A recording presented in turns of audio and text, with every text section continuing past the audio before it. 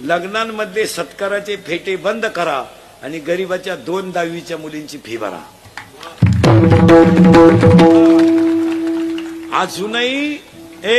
अजूनही 3 किलोमीटर पायी पायी 10वीला येणारी मुलगी आहे.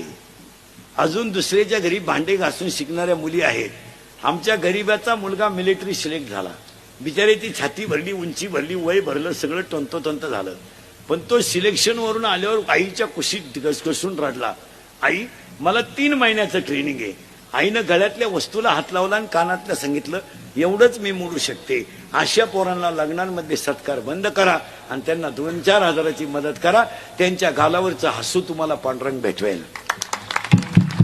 एक मुलगा महाराष्ट्र केसरी झाला, त्याला मदत करा. महिला मंडळ तुमच्या घरी महिला मंडळ तुमच्या घरी कोणताही मोठा कार्यक्रम असला ना, श्रीमंताच्या बायकांना कधी जेवायला बोलवायचं नाही. ते दरिद्री बोलून काय उपयोग नाही त्याचा. मी भात खात नाही, वांग तू येऊच नको, खाऊ नको.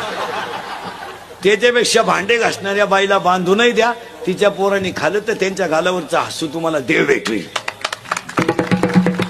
आपल्या घरात महिला मंडळ मुलीला 4-5 ड्रेस आहेत. भांडे घासणाऱ्याची मुलगी मेडिकलला पहिली आली, म्हणजे 12वीला, तिचा मेडिकलला नंबर लागला. आपल्या मुलीचा कपाटातला एक ड्रेस तिला देऊन टाका. तिच्या गालावरचा हसू तुम्हाला देव भेटवेल.